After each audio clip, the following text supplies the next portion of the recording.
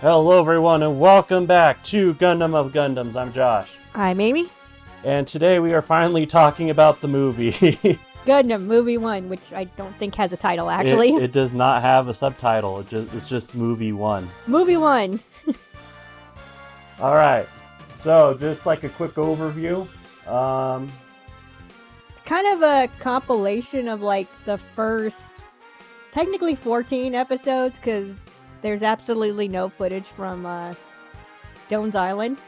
So, first 14 episodes kind of like moved around in really weird ways that we'll get to as we kind of do a comparison of how like the series and the movie actually vary from each other. But yeah, so it's essentially like a culmination of the first 14 episodes, a little bit of a different retelling. We'll get to how it's different. Yep, we'll get to how it's different, but first we need to address the elephant in the room. We are not covering the dub. Yeah, there are several reasons for this. Because it would take forever to compare both the English movie and the Japanese movie. One example I can think of is like when Char is like talking to Slender when he comes back with some reason when he has the sling on his arm. Japanese is like, yeah, you followed the orders, don't worry about it, man. English one for some reason is like, Char's blaming him. Yeah, he's blaming him. It's like, what happened? What'd he do? Slender actually followed the orders. Yeah, so that's a big one. You get the Zaku's called like some weird name. It's like automatons or whatever. Yeah, something like that. And the voice acting is just not good. It's not good. Well, except for like characters that are not like on white base, except for Char. Yeah, so we both agreed like the zombies were decently done. I still like the Ocean dub better, but they're decent. It's also kind of cool too, because Rumba Raw's played by the guy who does Norris, so that was cool. Everybody else sucks. Yeah, it's just not good. Amuro has like that teenage, like, I don't know, like reckless. Yeah, reckless like thing, yeah. When that's not him at all. Yeah, and then the script changes like so much of his personality. You have the comical, bright, like British bright for some reason. Yeah, and then of course Steve Bloom does do Char. He's good in a lot of other things, but like for me, he just doesn't fit this role. He doesn't have that same kind of authority, I guess. He's a little too laid back in his voice, so. But it does make me wonder why the Ocean group never got to dub this, because that would have been really cool. Yeah, that would have been really neat. The only thing I can maybe think of is maybe the movies were under a different distribution company. Happened with the Yu Hakusho movie, and Funimation still hasn't been able to dub the actual movie. So we have a really bad dub of that. And probably the only other thing I can think of is maybe the whole September 11th thing, just because Gundam's run did get cut short, and I don't know if they wanted to maybe buy this and gamble on maybe dubbing it. I have no idea. That's just kind of throwing some stuff out, but yeah, no English dub. We'll probably end up watching it just for, just to have fun, but personal entertainment. Yeah. But yeah, it's pretty bad. So we're not even gonna touch it really. We'll give you some thoughts on the other two movies if there's anything truly important, but that's about it. Yeah, that's kind of it. Yeah, so I guess we just kind of go into where this movie differs from the actual series. Yeah, so I guess let's just start off right at the beginning. Woo. So honestly, most of the first two episodes are kind of kept the same. The only thing that's really different is that you'll get like touched up like animation and art. Like for example, like space looks a lot cleaner. Yeah, cleaner.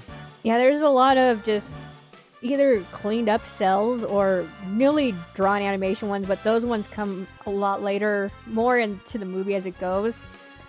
Really the only thing I kind of noticed in those first 2 episodes is that you have Char introduced a little bit later because No, it was like a little bit earlier. I thought it was later because he talks to Slender.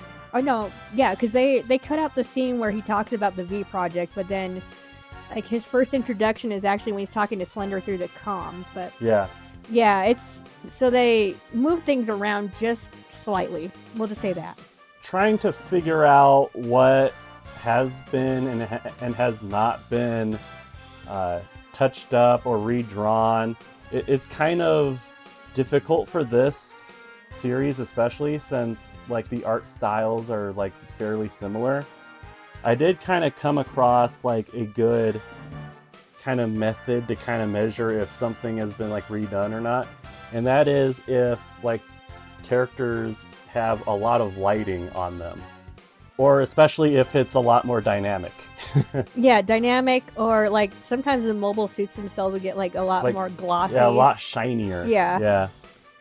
But yeah, it's really hard to tell on some of these, and like we couldn't go over every single detail, or else we'd be here forever because we'd be here forever because some of those shots like legit last like 1 second. So I think, as we said, everything stays the same basically for the first 2 episodes. Yeah, pretty much. Like we still get giant Haro. We still get our same deaths. Yeah, like the same deaths. And we'll probably go over the death count at the end because we're going to compare it to the series. So we'll wait for the death count until we finish all the scenes and stuff. Yep. We still get that weird shot of the Gundam where it looks like it has Opie for some reason. But yeah, I think the first big change is actually from episode 3, which is the vote to attack. And we get a little just one-off comment from Mirai saying, oh, Char's not going to attack here because there's too much firepower here. And so that's kind of how it ends there. We do get to see Char get his resupplies from Gundam, but... Yep, Gundam, who actually lives this time. Yeah, so we can't count him in the death count. Yep.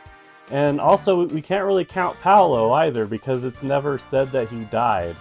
Yeah, so once we go over all the death count at the end, we'll definitely just like let you know, like, yeah, he's not in there, or, you know, this didn't get shown on screen, so can't count him. So it's kind of funny too, because when we get to Luna 2, it's like just leave, just get out of here. Yeah, like they just get there, it's like, nah, just go away. So we don't get any of the shenanigans with Joaquin being just a jerk. Just like a jerk, and then Char coming in and attacking Luna 2. Like, there's just no point. Like, he doesn't take his other people to infiltrate Luna 2. Nothing of that happens. They're just like, get out of here. Yep.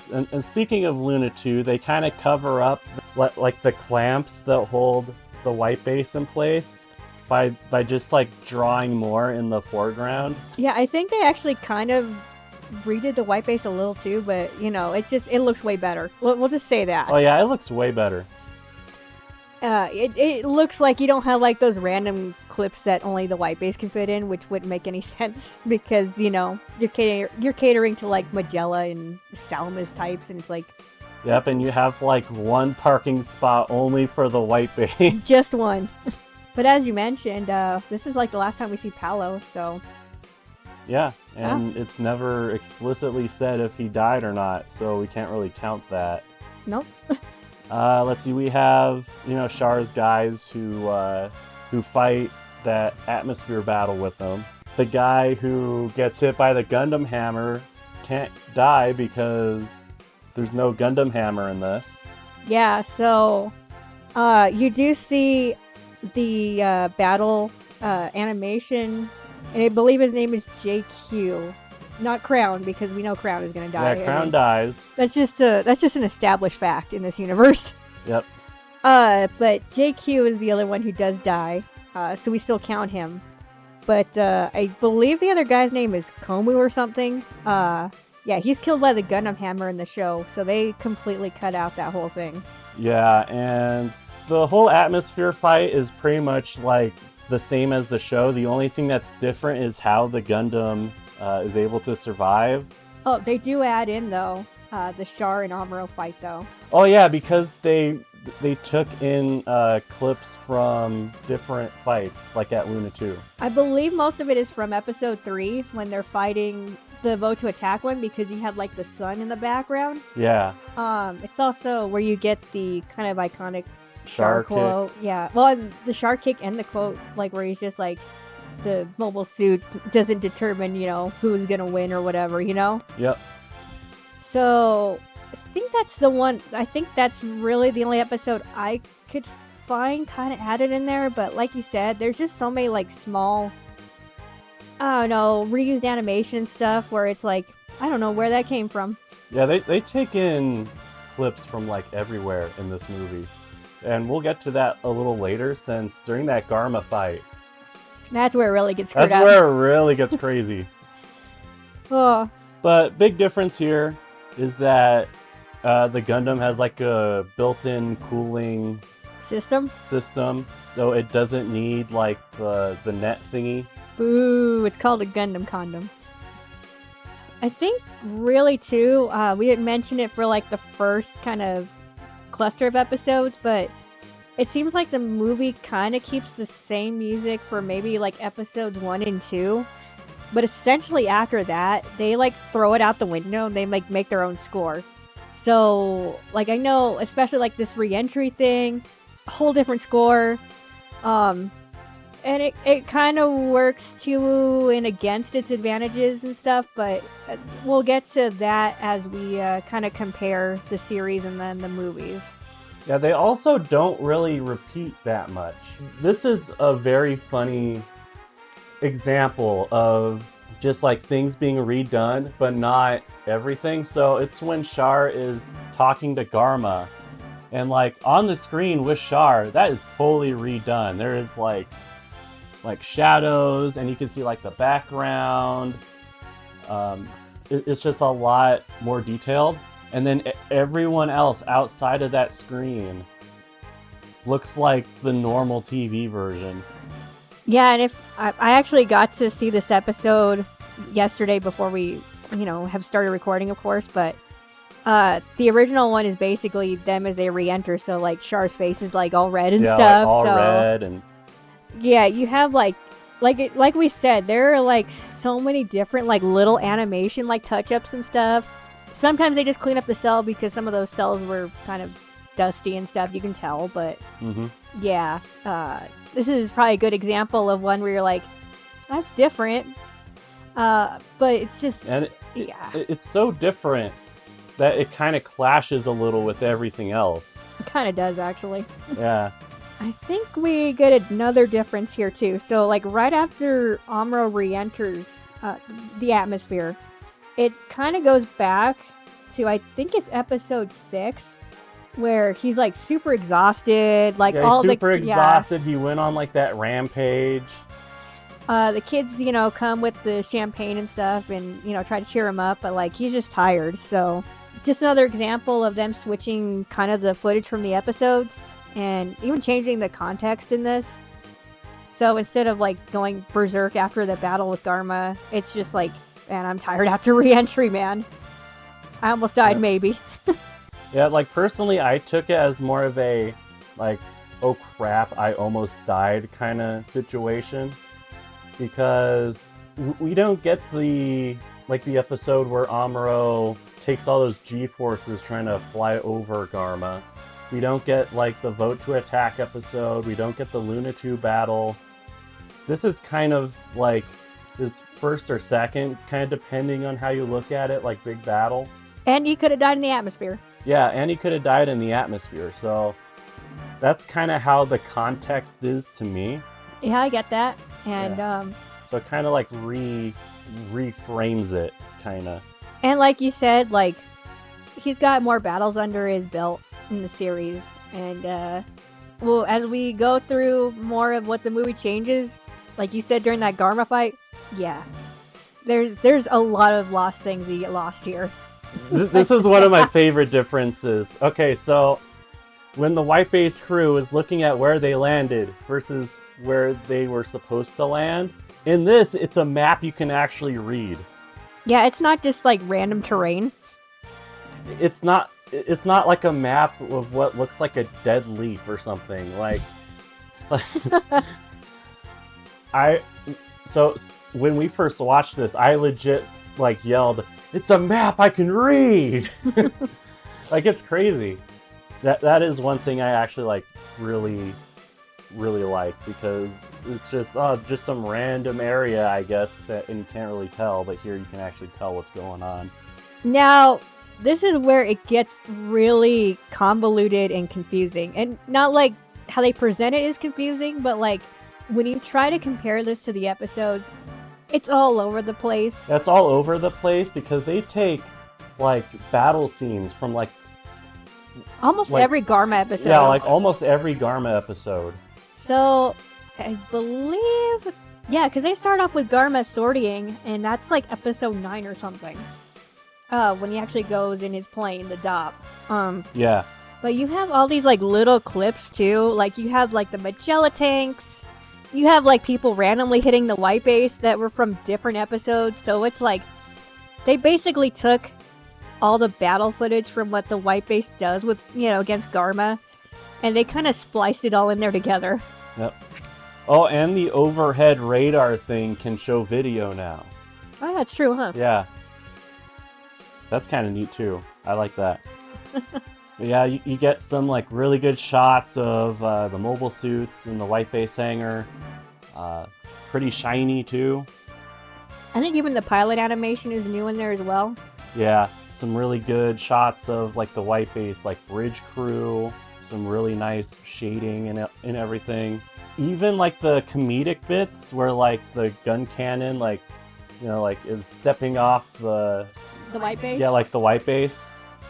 Like that was in the original, but here it's like completely redone. It looks way better. It's a lot smoother. It looks way better, a lot smoother. Way more dynamic too. And actually, like, this is the first time the gun tank and the gun cannon sortie, which completely happened in different episodes. So you first see the gun tank in the Vote to Attack one. Yep. And then the gun cannon comes out in episode 8, and that's the one with St. Amgus. So yeah, they just kind of all axed that, and they're both kind of making their debut right here. And they really brought out the stops for it because, they have all the shading and the lighting. It's really neat. It is very neat. Yep. I didn't take a picture of the Bright slap because nothing was changed, but there is a shot of Bright running into like the bridge area that was completely new. Way too dynamic for it to be back reused. In the series. Yeah. If you're not keeping like track, because like I said, this is really hard. So Amro's exhausted in episode 6, but essentially what they do is they keep him in bed and use the footage from episode 9, which is where he gets Bright slapped. So they just kind of build off of it. Once again, confusing, but narratively it works, I think. So the same thing, just battle scenes being touched up or reanimated. The gun cannon kind of being bullied. Yep. And when the Gundam eventually comes out, honestly, like it looks really good, especially like in the flight sequence where it's like jumping up and shooting the DOPs and everything. The Vulcans turned the Gundam's chin yellow for some reason. I don't know why, but with all the lighting, I guess. I don't know. Yeah, maybe. Yeah, that's really neat.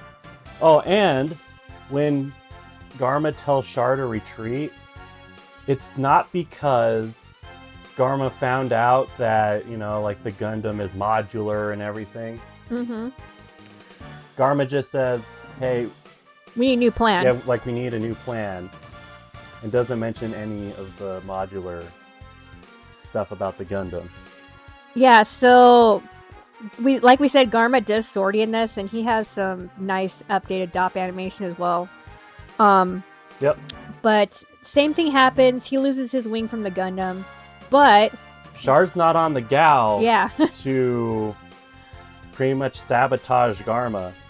So Char kind of drops in from his Komusai Yeah, so it's like the free fall fight that we had seen earlier. I think it's episode 7. Yeah. And essentially, yeah, that's where they kind of end off. Another new thing they did add was the spare rifle. So they launched like a spare rifle to Amuro. Yeah. Which is kind of funny because they're like, it's not holding a charge, and then they just kind of proceed to that same free fall battle where he didn't have it. So it's kind of weird. Kind of interesting. It's interesting, yeah, but you can tell, like, I don't remember the spare rifle ever being shot at him, but it's totally new animation anyway, so. I think that's kind of like the end of that battle, but the whole point is that it's like an amalgamation of every battle that they had with Garma, except for that last one. Essentially, yeah. That's just kind of the whole point that we're trying to bring across. And like we said, there's like so many like small clips from like random episodes that we could not name all of them. Like, obviously, like we can tell you the free fall fight happened in episode 7, but like a lot of the smaller things that kind of get in between there, it's just so hard to like pinpoint where they're from. Yep. Let's see. When Matilda pops up, her debut is completely redrawn. Just look at all those shadows and lighting. I feel like a broken record because that's just kind of how you know that it's like redone. I mean, if you compared them, like it's like they look way completely more different. detail. Yeah. Like you get like the slight reflection on the kind of visor on the hat. And then I believe in the series, like there's like a whole bunch of light behind her, so they kind of like obscure her like view, kind of. I don't know, but like this one is so much clearer to look at. Now the rest of it isn't really all that different. Like it might be cleaned up a little bit, but it's not as different as this. Let's see. Next would be yes, Garma's base. So in the TV show, we had kind of like a view kind of going through like the city ruins and then we eventually like pan to Garma's base. We don't really get much of the city ruins here. We just kind of get Garma's base like from the get-go, and it's all beautifully drawn. Pretty sure it's a new animation too. Yeah, new animation too.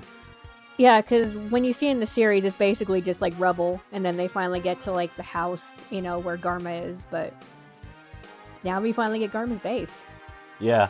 Now, not much is really different about the whole party sequence at Garma's mansion. We do get Char's shower scene before that. Oh yeah, I didn't take a picture of it. No, it's okay, because like it's not like reanimated or anything, it's just kind of jumbled around there, so. Yeah. Because the shower scene, I think, happened in episode 6, so they're putting it right before episode 10. Whatever. Yeah. For the scene where Garma and Iselina are on the balcony, I am pretty sure that these trees are new. Yeah, I think they're new transitions from when we go outside to see them, and then, of course, when we go to the battle, too. We talked about the moon transition, but yeah, I'm pretty sure they're all brand new drawn. Yeah, the trees are new. Pretty sure that like this scene right here where you have Garma and Iselina with like the glass doors in the background, I'm pretty sure that's new. That looks way too good. Or they cleaned it up really well. I can't remember, to be honest. Or they cleaned it up really well. That's also another option. Like sometimes it's actually really hard to figure out which is which. Mm-hmm. And like you said with the moon transition, when Garma leaves, Iselina looks up, and we get the moon. The moon transition is completely different. It's like she's like a Disney princess, I think you said. Yeah. Because you have her, and then you have like the bird flying, and then like all of a sudden we get the moon. This moon transition, while it looks really good from like an art standpoint, it's not as good as a transition because it's not as smooth. Yeah, it's not as smooth because so here you have like the tree kind of in the way right here, and then the moon is small, and then it transitions. The moon is huge. It's huge. It's huge. But I believe in the series they're about the same size, so you get like a better transition. Yeah, so in the series, like she looks up, the moon is smaller, and then you see the Gaos come in, the moon is the same size. Yeah, and that's then what happened. You are kind of like in like the next scene. It's like it's a lot more of a flawless transition. Well, 1 point to the series, I guess. Yeah, this is really good Art of the Moon, but it's not as good. It's not smooth Yeah, transition it's wise. not as smooth. There's also a lot of new updated artwork for the last battle of Garma. Yep. So like the gals are a lot more detailed. Again, we get more mobile suits that look detailed. Pretty sure Zaku in this scene must have just been like touched up a little bit. It could have, yeah. And then because the proportions are still kind of odd, but I think I noticed too is like the white base is going into the actual stadium. That was redrawn. It looks a lot better. Oh, and when Char figures out that like the white base is hiding inside the stadium, in the series I'm pretty sure he just kind of jumps up. Yeah, this one he like does like I don't know like yeah, he like a whole bunch of runs jumps along the rubble, and then he just kind of lands on like some collapsed building and sees the white base. I really like this shot of the gal though. It's really neat because you have like it's like a close-up of like the bridge area, and it's like glass so you can see inside of it. Usually you don't really get that. You just kind of get like the yellow kind of glassy glare, area. yeah, so you don't see inside. Yeah. They did that a few times with the DOP too. Like when Garma pilots it, you can see inside of his DOP. It looks very nice. Yep. Now, not much has really changed from that point. Like the Gundam still does like its cool shot through the building. It still kind of runs away and all that. You still have the awkward Zaku chasing the Gundam while they're counting down, which is funny. You still get these really cool still frames of the Gao being shot at by the white base, which I think they might be cleaned up a little bit. Yeah, they might be. They did look really nice in the series too, though. Yeah.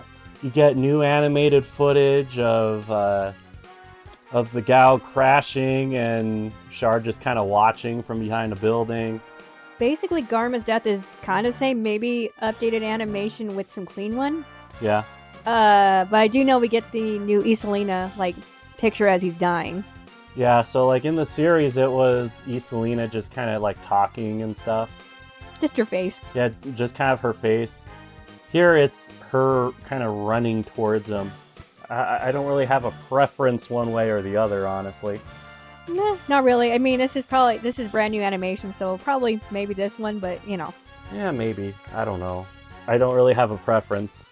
I think after this, we do get a little bit of footage from episode 11, which would be, like, the whole Iselina Revenge one. But the only thing that we get out of it is basically the zombies coming together in side 3.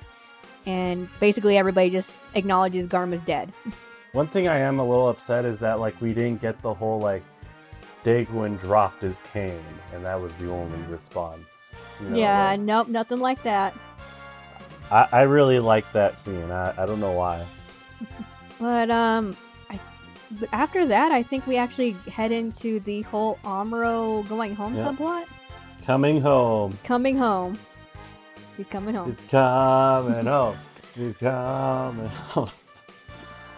And I think the coastline that the white base is actually hiding on is like completely newly drawn. Yeah. This is completely new because the white base did not have like moss on it before or like the weird like covering. It's like a way better hiding spot. Yeah. Now, of course, we still get like the shot where like Sayla and Mirai on the beach. Fan service. But there's not really a beach there that I can see, at least. It's all green. It's kind of funny, huh? Yeah.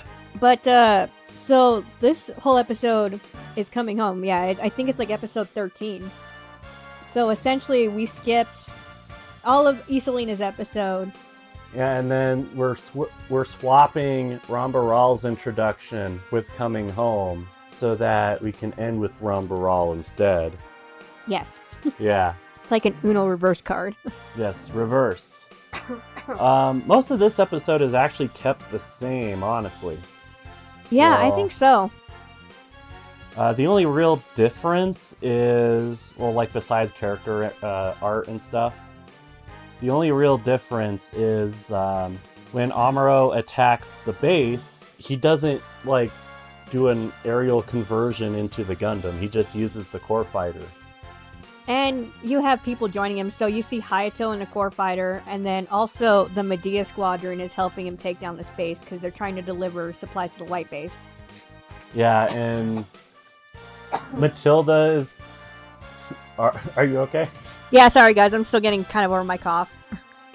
Yeah, and Matilda is also getting a little angry with Amuro here because it's like, oh man, look at all those precious supplies that we could have just taken.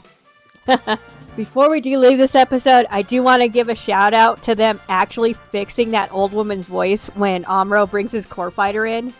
Oh yeah, it doesn't sound like an old dude anymore. Yeah, so in both the Japanese and the English TV series, like, for some reason, it sounds like a dude. Here, they finally gave it to a woman. Thank you. Yeah, the older lady in the purple dress, yeah. So, yep, we get that battle, which is completely new. You get a lot of scenes. Like, you have supply trucks blowing up. You have a Medea blow up, too. Yeah, which I don't know how. Like, I think they were just flying too low. Or maybe they got hit and then they couldn't put up their altitude. I don't know. Maybe. I don't know. It's not really clear.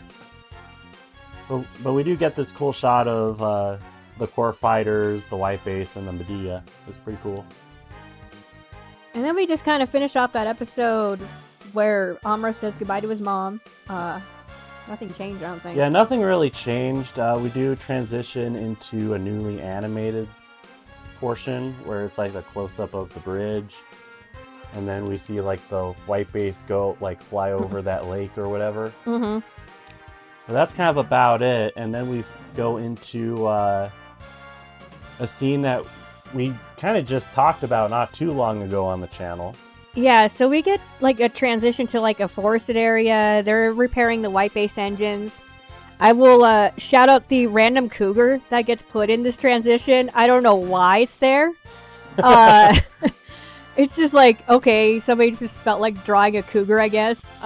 Sure. Yeah, like a mountain lion. Yeah, like a lion or whatever, but like, it's there. And then we head into that conversation with Bright and Matilda that just gets like completely changed. Like, nothing is the same on this one from the episode it comes from.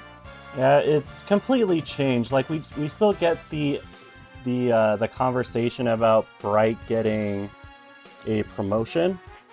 But I went through like the rabbit hole on this. So, funny story, in the TV series, both English and Japanese, she calls him ensign here, like he's getting promoted to ensign. I think the movie went ahead and changed that because they were wrong before. The only time you really get to see Bright's rank is basically when he's wearing that spacesuit on side 7. You get the blue stripe, I think, with the diamond. And according to Gundam Wiki, that should be an ensign. So he was already, I guess, an ensign. In this one, he is changed to Lieutenant junior grade. So he is actually getting a bump in rank. But I went down like this whole thing. Funny enough, when we were watching the Gundam movie on the official Gundam channel, the international one, in the subtitles it has Temray say ensign when he meets Bright, but he's never actually says ensign in Japanese. So it's like, okay, I don't know why that was put there. Whatever, I guess. And I went through my own rabbit hole. I was like looking back at the old episodes to see if like anybody called him by his rank, but like Luna 2, they just call him Bright Noah. It's like, okay. I think he has a rank. He's in the military. But that was my rabbit hole last night. It's like when you're up at like midnight and you're just like going through some rabbit hole. It's like you watch one YouTube video and then you go to the next YouTube video. Then you end up on a, like, I don't know, 10 mysterious cults or something. I don't know.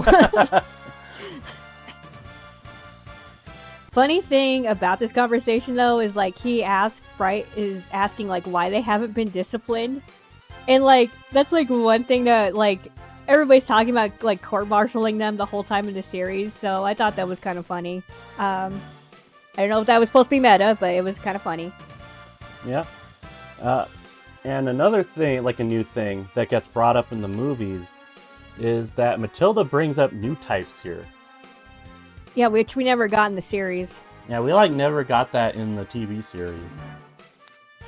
Oh yeah, this conversation. The animation was actually from episode 14, the one with when the Gundam gets put bombs put on it. So this is the only part of that episode that actually survived in the movie. Time stands still. Yeah. Yeah.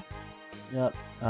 But from then on, the footage is pretty much the same. You have Amuro kind of peeking at Matilda with all new animation.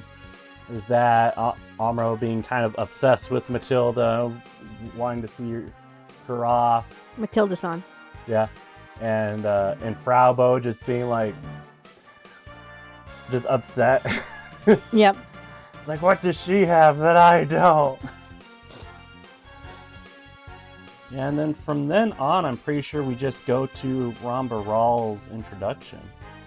Yeah, which I think is episode 12.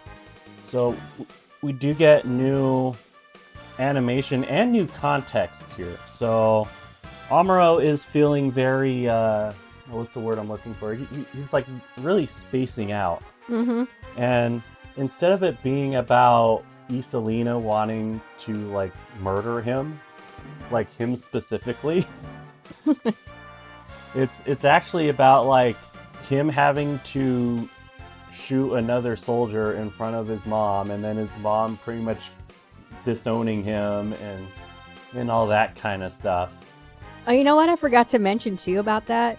I think in the movie subtitles it says we're gonna get blamed for this, versus in the I think series they say just get this man a doctor, he's gonna live. Mm-hmm. So Amuro might have actually killed a guy.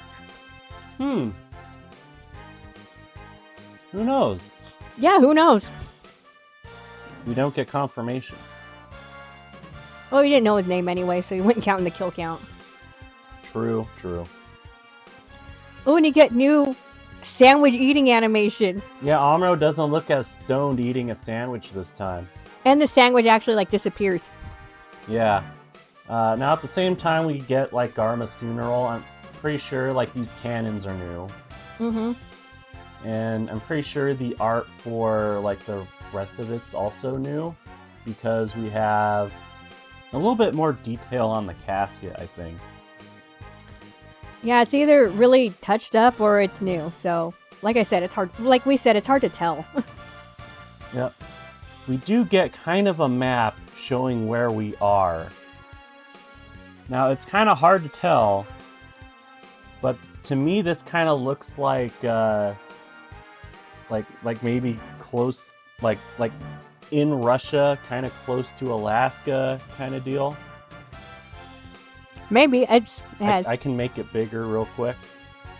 I think it kind of looks like that. I don't know, but we know they're heading that way. Mm-hmm. If you want, I have a globe right there. I have a globe. I do have a globe. Do you guys know that 2000s kid room trope of oh yeah, this elementary schooler has a globe? Like Arthur. Yeah, I really wanted a globe when I was little, and I got a little globe. Yeah, to me it kind of looks like that right there. Okay, so just kind of inside of Russia, kind of on the coastline there. Yeah. Okay. I could be wrong, but that would kind of make sense. We know they're heading to Europe for the offensive. That's all we know. And just like pretty much any retelling of the story, it's hard to map it out. Yeah, it's hard to map it out, but at least this one is a little bit more definite. You can actually kind of tell a little bit. At least they tried. Yeah. At least they put in the effort. But yeah, we get new animation of Amuro being slapped by Ryu. We get new animation of the Komusai avoiding fire, which I think was actually reused in this movie. It gets reused from an earlier battle. I think they reuse it when they launch Char in that Komusai to do the free fall part. So yeah, they fix Amuro's hand here because in the TV show, his hand was not actually resting on the control. Yeah, it was really weird. Yeah, it looked really weird. They cleaned up more of the battle with Rumbaral. Oh, and then I think we skipped it, but like the lightning part where they're actually... Oh yeah, the lightning part. Yeah, that's definitely touched up. Oh yeah, and then you also get the footage of his mom versus Iselina, like we talked about with the other things. So that's what Amuro's thinking about in the lightning when the white base is going through the storm. And we get brand new animated footage of the Gundam versus the Goof. And you can really tell it's brand new footage. It's really smooth. It's really good. So like the shot where like the Goof jumps up, and then when the Gundam is like sliding back from being like kicked away, and it's really nice. And the shot where Rumbaral and crew run away is also very different. Oh yeah, those blinders on the oh god, what is the name of their ship? The Zanzibar. The Zanzibar. Yeah, they get like really touched up. Yeah, it's like they're being blinded by a rave or something. Yeah. Because it's not just like a whole bunch of like white dots in the air and all that. No, it's like multicolored, psychedelic. It's where Star Children should have been playing. God, Star Children. We'll talk about that in the music part. But yeah, there's new animation for that. And then, of course, we get new animation for Garma's funeral. So... that's kind of how it ends there. Yeah, it is kind of how it ends. I can't tell if this is different. It might, now I'm looking at it. But, like, you have Char at the bar. And you have, like, the reflection of the TV on his glass, and you have like the shadows on his hand and everything. I'm pretty sure that might be either touched up or new. Yeah, it's at least touched up, if anything. Yeah. This one I'm more leaning towards touched up, where like the reflection is in his sunglasses instead. Once again, kind of hard to tell. Yeah, it gets really hard to tell. And then we get brand new footage for the very end, where you just have like the white base crew watching the funeral, and then when they fly off. Yeah, and then just kind of go into the end credits after that. Yeah, the end credits, which is not Star Children. No. It's not Star Children. Okay, we'll talk about the music in a second. Stop bringing up Star Children. That actually went on longer than I thought it would.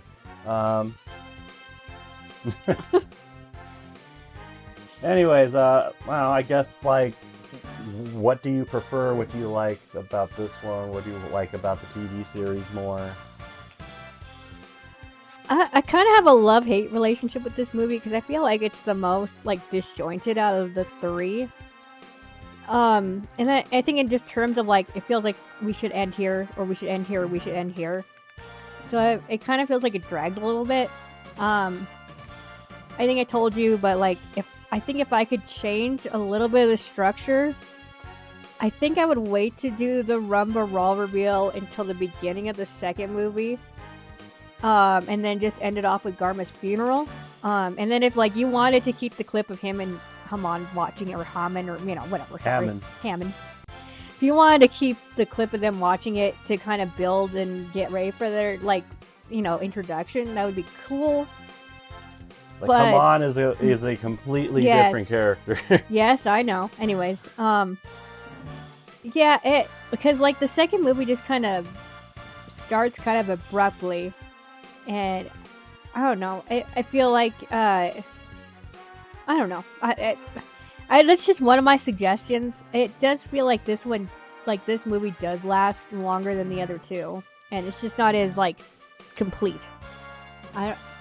Still a good movie. Like, I don't have any problems with them. You know, this, you know, representing, like, Gundam, like, the first third, but, like, to me, I might change that a little bit. Well, let's see. For me personally, there are things I like about both versions of Mobile Suit Gundam. So basically, I really like how in the movies we just kind of cut out a lot of the refugee stuff. Oh, thank God.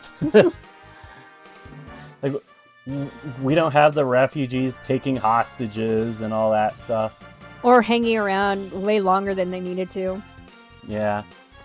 But that also means we don't get smaller moments like St. Angus, which does a lot of like world building, and it does give you a kind of more nuanced perspective.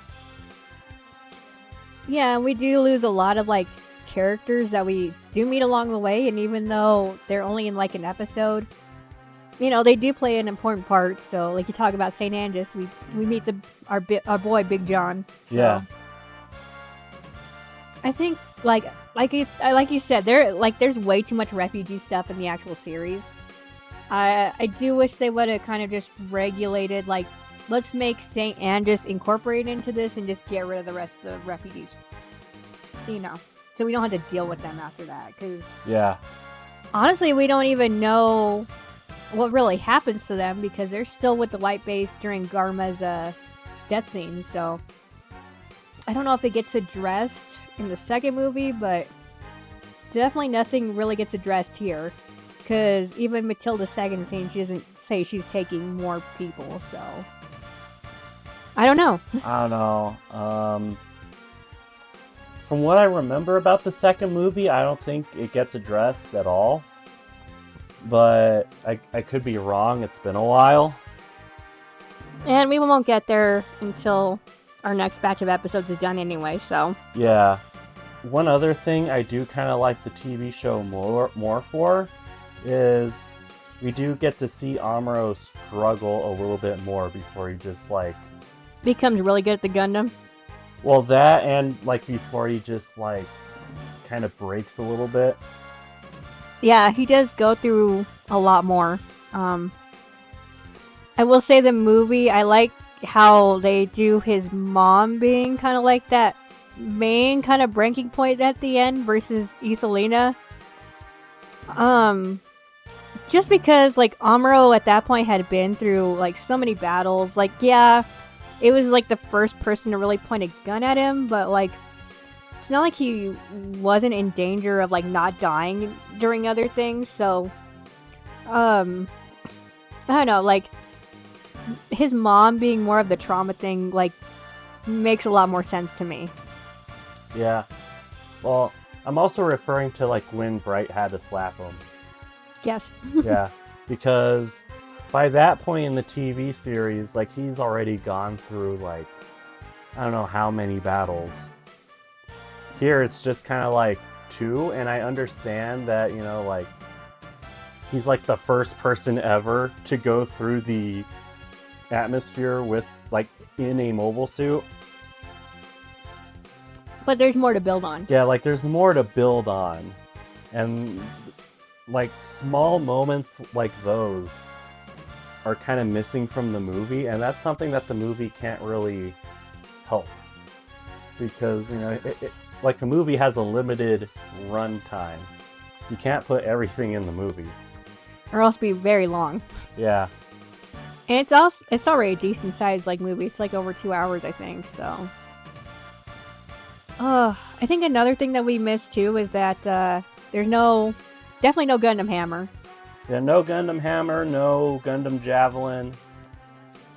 And I don't know if that was just because they thought the animation looked kind of weird, or they just didn't like it as like it's not too, I guess, as realistic as a weapon. I don't know.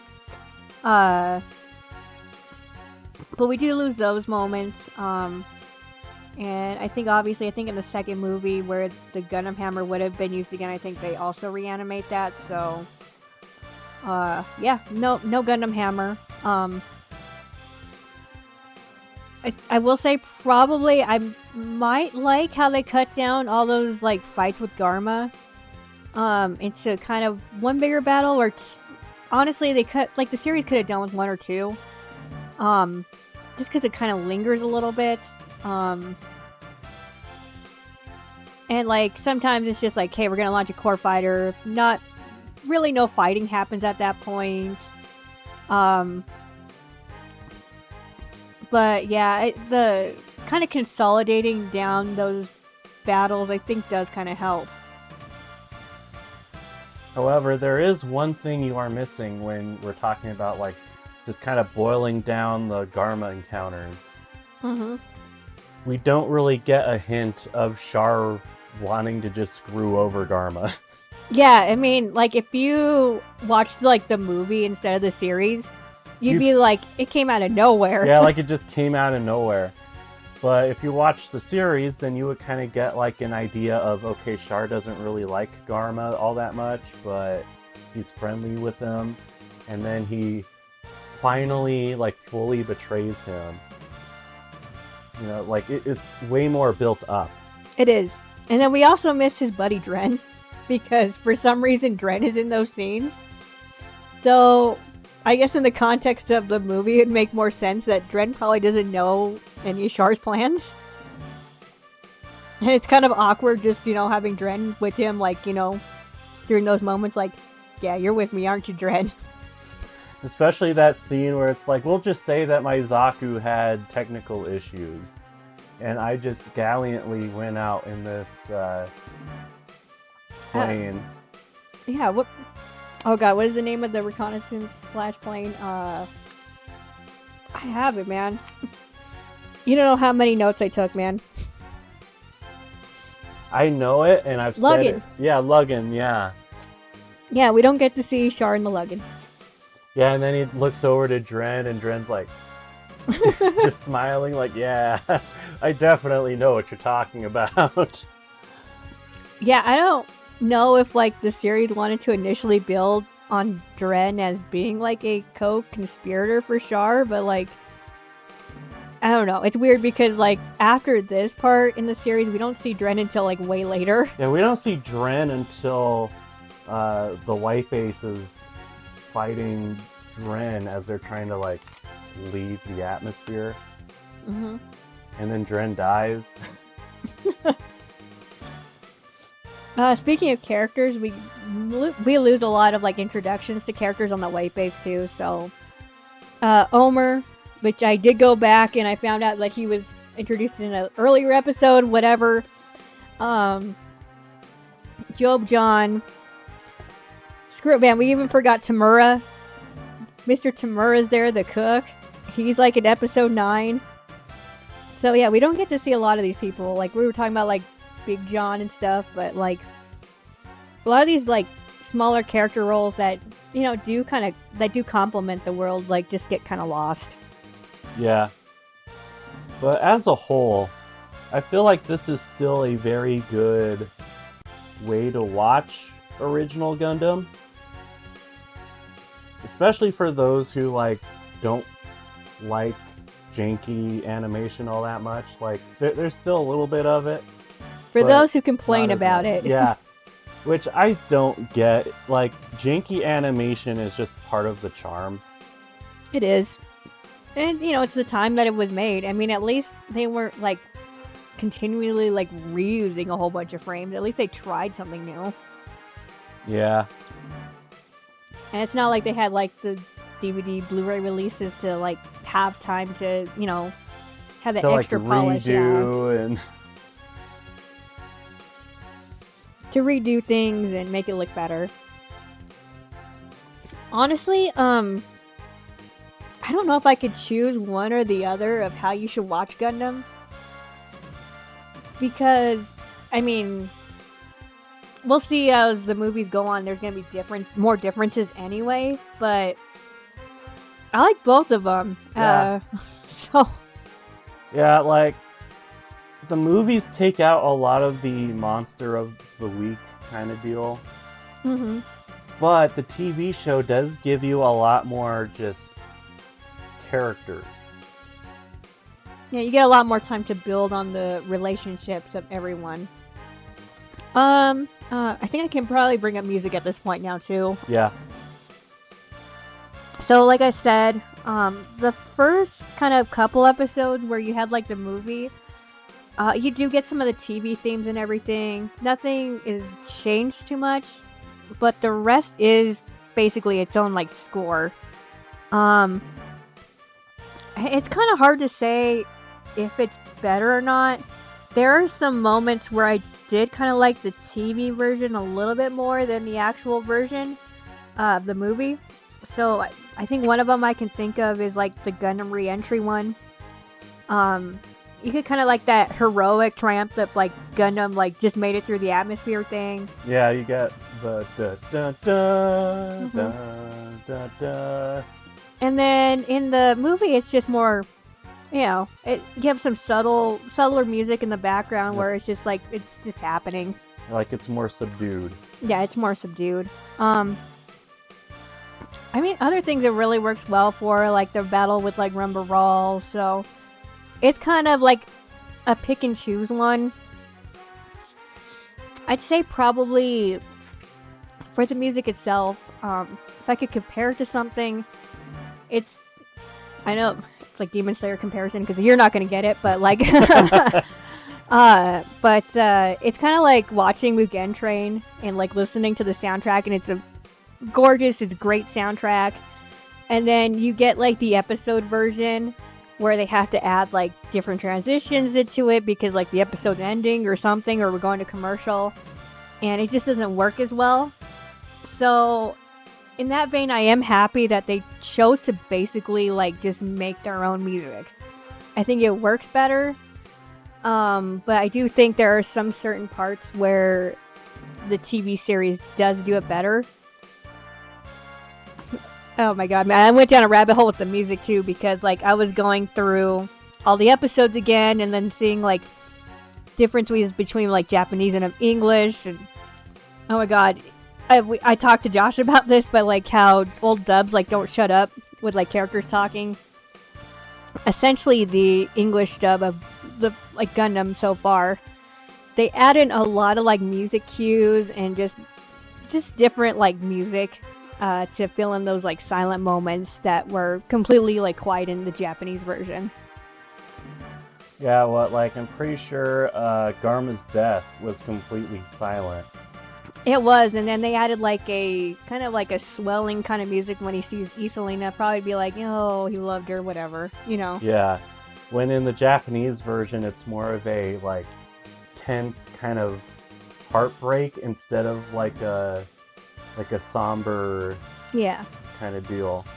So yeah, in terms of comparing the series and the movie, oh god, like we're not really doing the English one, but like the English dub of the episodes themselves kind of like hit different keys and stuff. It's almost like its own watching experience, and I kind of wonder if any of the other countries did that. Yeah, it's like its own like director's cut. Yeah, kind of. Yeah, it's the best way to describe it. It's like if you have like the original version of Justice League, and then you have Justice League the Snyder cut.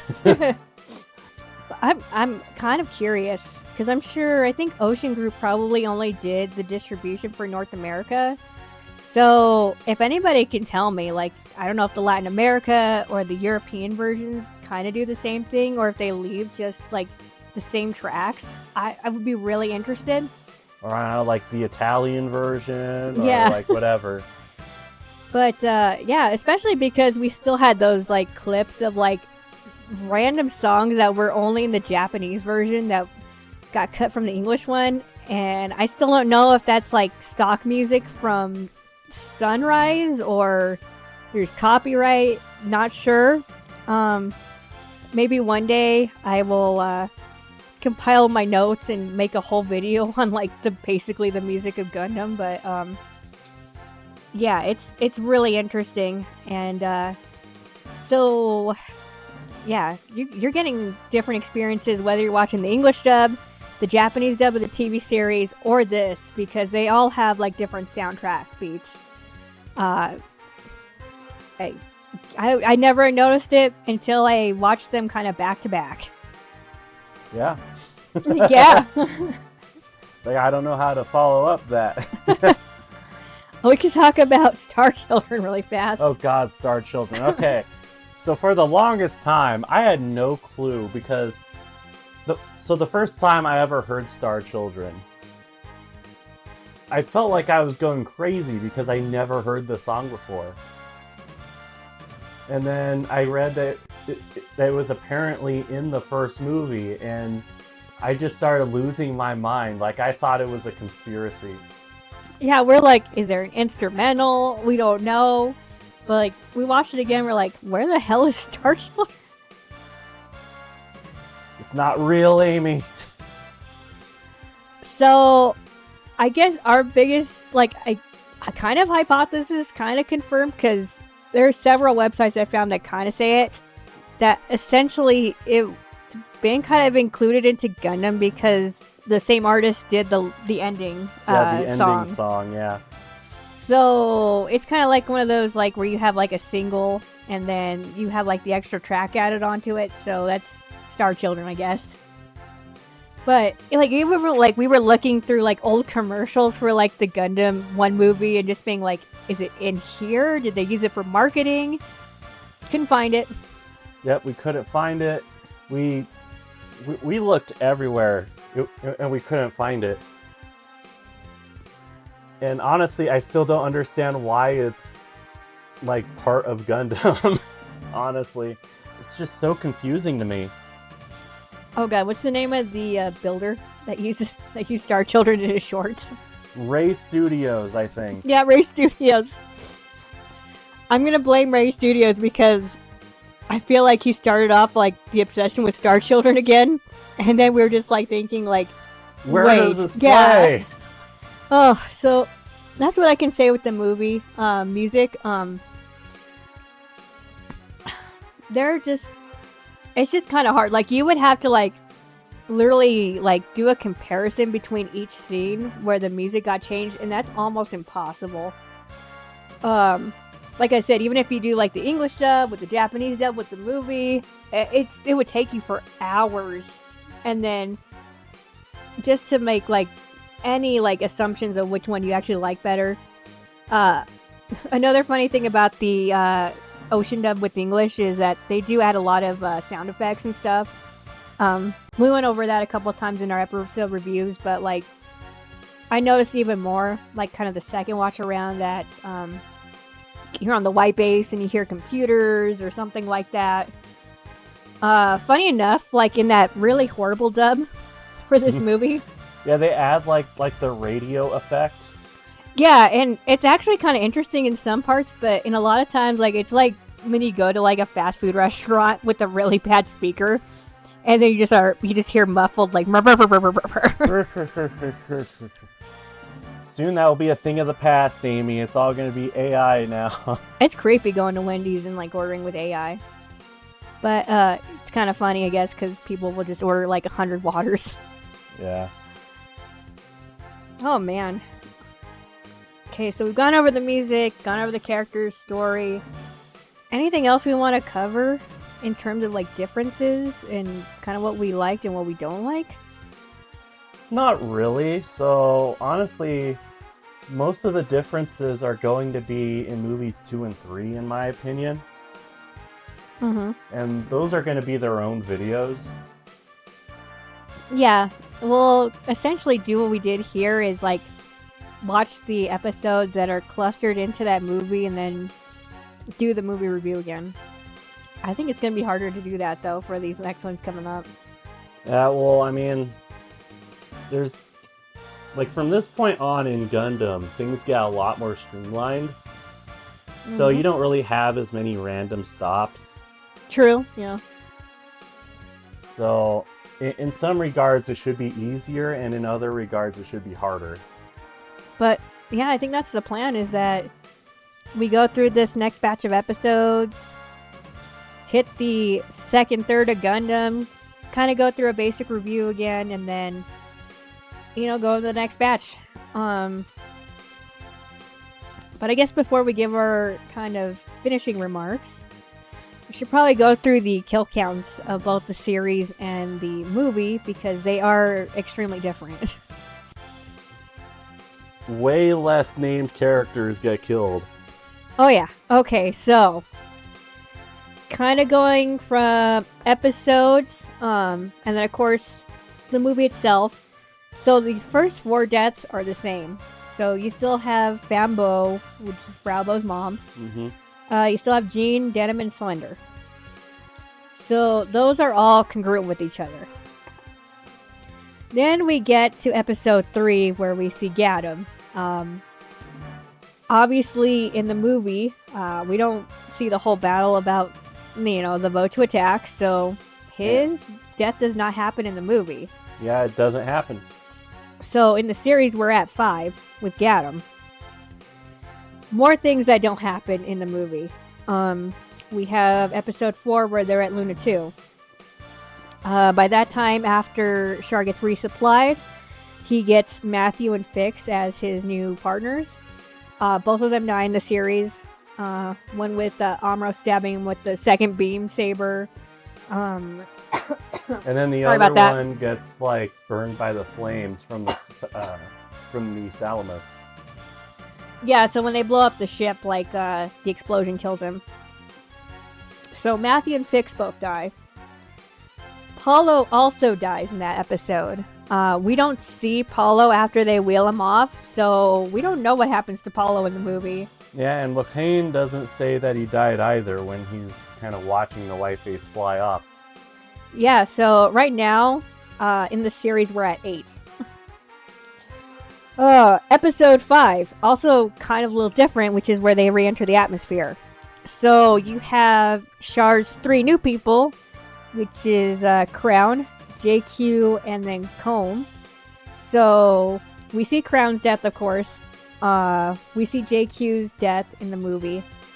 But we do not see Komu, or whatever his name is. He gets killed by the Gundam hammer. So at that point, the TV series is at 11. And that would make the movie... Hopefully you're going to make a visual for this so we have a kill count. Yeah, I'm going to make a score box. Score box, there you go. So at that point, Crown and JQ account for 5 and 6. So the movie is at 6 deaths.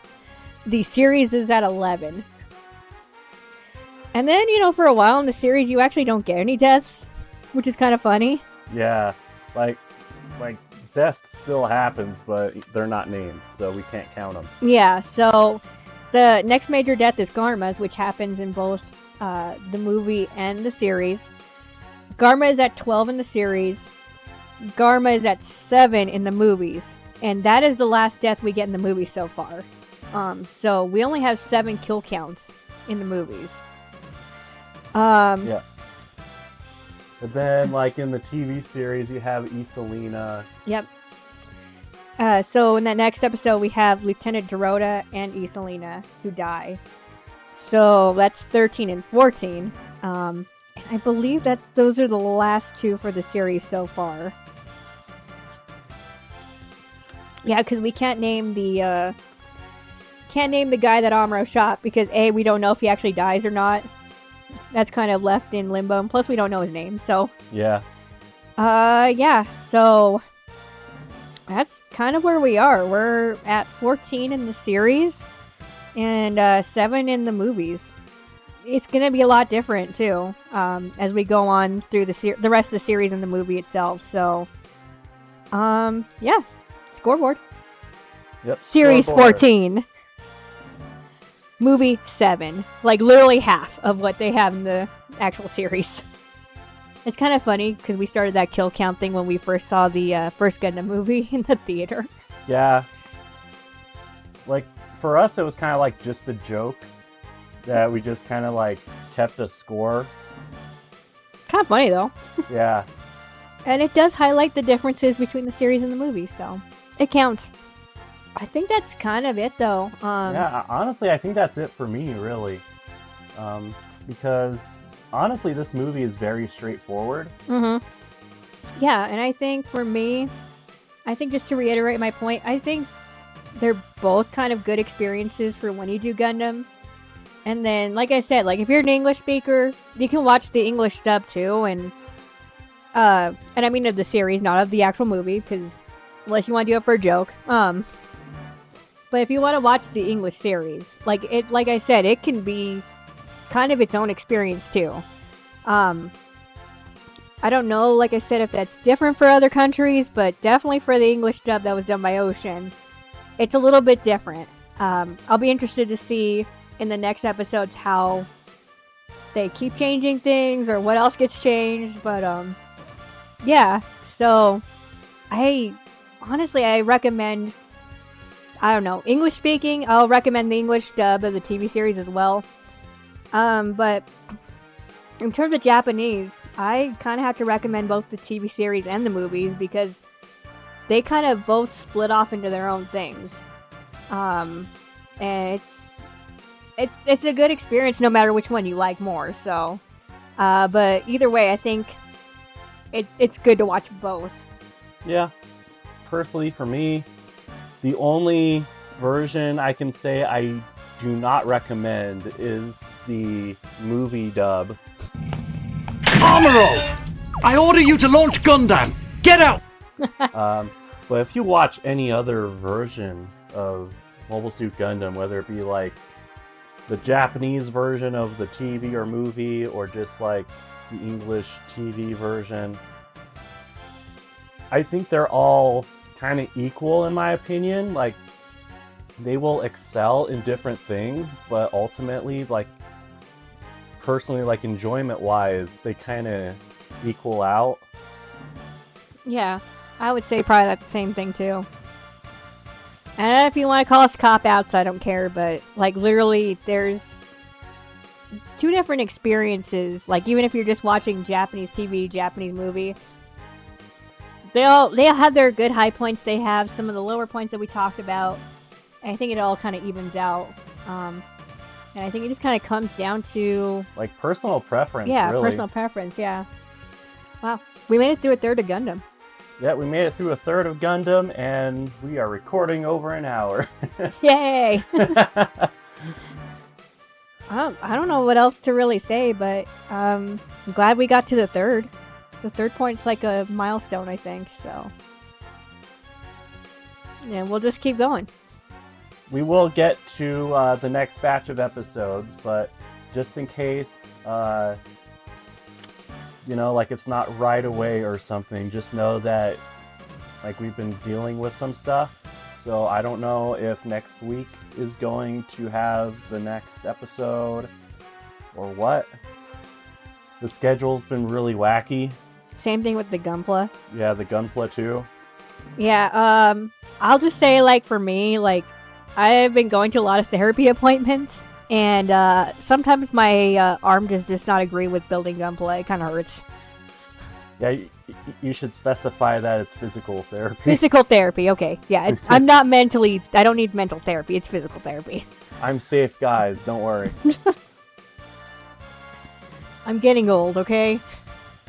Yeah, and, like, we've also had, like, family stuff going on, and... Yeah, it's crazy. This whole first part of the year has been crazy. Yeah. But, yeah, I mean... If you guys have any, opinions on if you like the movie better, if you like the series better, God, man, if you want to tell us, like, if you're watching Gundam, like, in a different, like, soundtrack, like, if, I don't know, you're watching the Latin American dub of Gundam or something, and you notice these differences, too, or, it's, like, the same Japanese track, that would be really interesting. I don't have any, like, access to watching those, and plus, we're already watching enough Gundam. Let's just put it that way. Or I don't know, if you're watching the German version of it, and then, then Zeon, watching all the Zeon portions in German. Yeah, what is the Zeon accent? Is that like a German accent, or is it like here in America where it's like this, like, I don't know, southern, like, y'all. Yeah, y'all. But, yeah, we're always interested to hear what you guys think. Especially because we've just deep dove into these episodes, and, we're trying not to be like the whole, we watch Gundam at like 0.25 speed, because that would be awful.